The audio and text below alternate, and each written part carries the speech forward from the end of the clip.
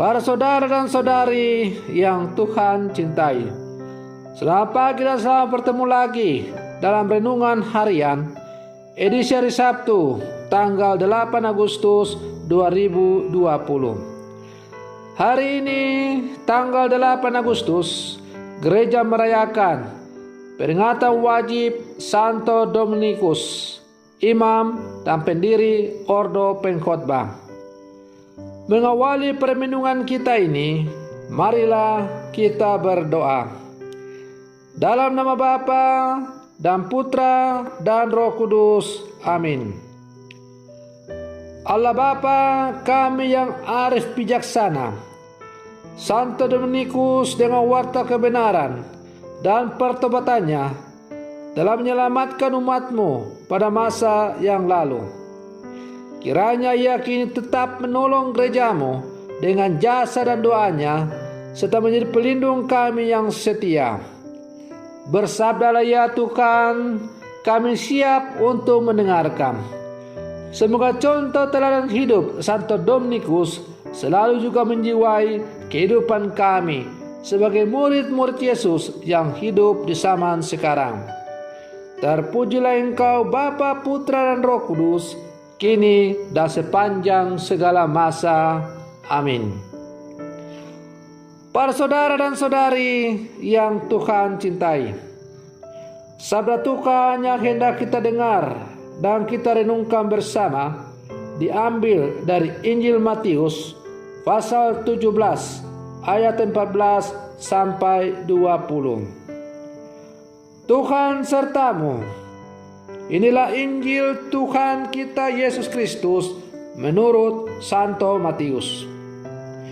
Sekali peristiwa, datanglah seorang mendapatkan Yesus dan menyembah, katanya, "Tuhan, kasihanilah anakku. Ia sakit ayam dan sangat menderita. Ia sering jatuh ke dalam api dan juga sering ke dalam air.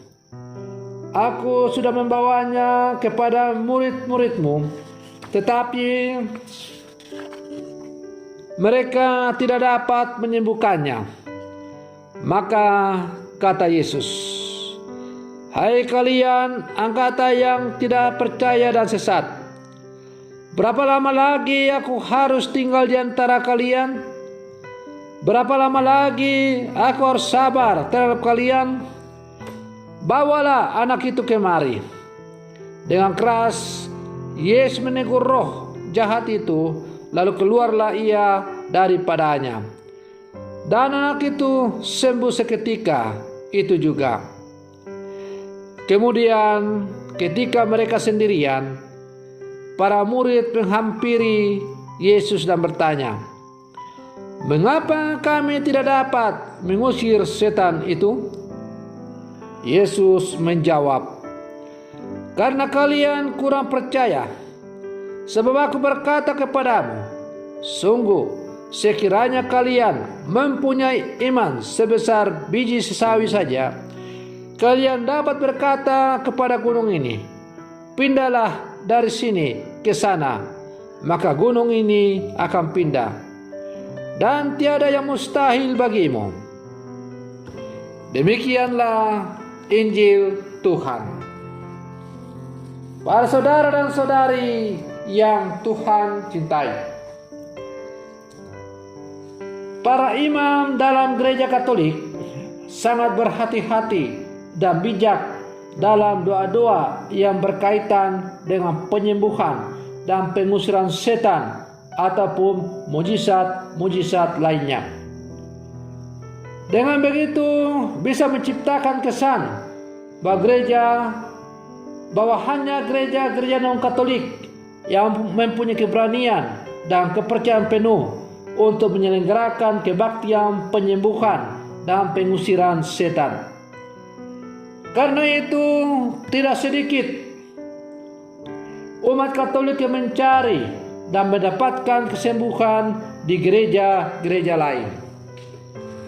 Para saudara dan saudari yang Tuhan cintai, peristiwa Yesus menyembuhkan seorang anak muda yang sakit ayan dalam Injil hari ini mengungkapkan 3 unsur dalam proses terjadinya penyembuhan. Penyembuhan seseorang terjadi bila karena iman orang sakit itu. Iman datang dari orang yang membawa orang sakit itu, dan iman dari orang yang mendoakan, atau iman dari ketiga unsur yang terlibat. Karena itu, marilah kita terus berusaha untuk memohon Tuhan menambahkan iman kita akan Allah Tritunggal Maha Kudus. Iman yang mampu memberikan kehidupan, kesehatan, dan keselamatan bagi keluarga. Para saudara dan saudari yang Tuhan cintai, bila mana kita memiliki iman yang sungguh mendalam, maka kita akan dapat memohon apa saja kepada Tuhan yang telah kita imani. Sebagaimana telah ditunjukkan oleh Santo Dominikus selama hidupnya. Ia yang pada zamannya hidup ketika ada banyak aliran-aliran sesat tumbuh di dalam gereja. Tetapi dengan semangat berkhotbah berkeliling, ia mencoba dan berjuang untuk mentobatkan banyak orang supaya kembali kepada ajaran gereja yang benar. Dan berkat kelihayannya dan karisma berkhotbahnya yang luar biasa, maka banyak orang yang telah meninggalkan gereja kembali ke jalan yang benar. Maka bila mana kita mau untuk selalu mengandalkan Tuhan dalam seluruh kehidupan kita, maka tidak ada mustahil bagi orang yang sungguh-sungguh percaya. Seperti yang dikatakan dalam bacaan Injil tadi, bahwa kalau kita memiliki iman sebesar biji sesawi saja, maka kita bisa memerintahkan gunung atau apa saja berpindah sesuai dengan yang kita perintahkan. Bukan karena kemampuan saya atau kemampuan kita, tetapi oleh karena kehendak dan pertolongan dari Tuhan itu sendiri.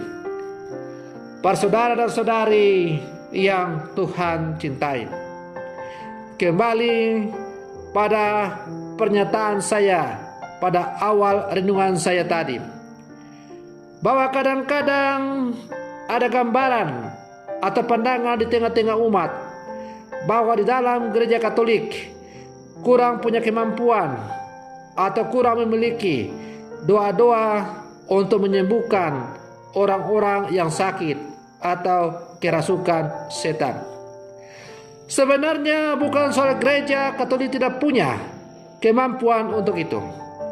Gereja Katolik adalah gereja yang kaya dengan pelbagai macam-macam doa, devosi-devosi, novena-novena, termasuk doa-doa untuk penyembuhan orang sakit atau pengusiran setan-setan yang dalam gereja Katolik dikenal dengan eksorsisme.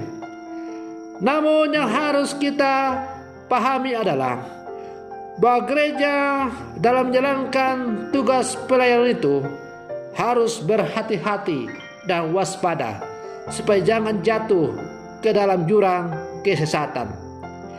Karena ada bahaya bahwa doa-doa penyembuhan atau pengusiran setan itu bisa disalahgunakan demi untuk bukan kepopuleran dari Tuhan, tetapi untuk popularitas pribadi dari orang yang berdoa itu.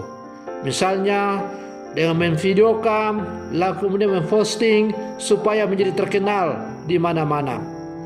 Padahal Yesus selalu mengajarkan kepada manusia atau kepada para muridnya agar supaya selalu rendah hati dan tidak perlu mempromosikan diri bila mana mereka melakukan sesuatu yang dikehendaki oleh Allah. Karena supaya orang yang datang untuk bertemu dengan Yesus itu bukan datang karena meyakini Yesus sebagai tukang sulap, tetapi datang untuk bertemu dengan Yesus karena meyakini bahwa Yesus itu adalah sungguh seorang pribadi, seorang utusan Allah, seorang penyelamat yang dianugerahkan oleh Allah. Orang harus diantar untuk sampai keyakinan bahwa Yesus adalah sungguh penyelamat. Maka yang utama dalam pewartaan itu bukanlah soal mujizat-mujizat, tetapi pribadi Yesus itu. Bahwa kemudian kalau ada mujizat yang terjadi atau yang dilakukan, maka mujizat itu bukanlah tujuan utama, tetapi mujizat itu adalah sarana untuk semakin mewartakan bahwa Yesus itu sungguh Allah dan sungguh manusia. Para saudara dan saudari yang Tuhan cintai, semoga permenungan saya ini di hari yang baru ini, pada peringatan wajib Santo Dominikus, semakin menghantar kita untuk menjadi orang-orang Katolik yang beriman yang kritis dan juga selalu waspada, supaya kita tidak gampang jatuh dalam hal-hal yang bersifat yang aneh-aneh. Semoga demikian. Tuhan Yesus memberkati dan selamat pagi.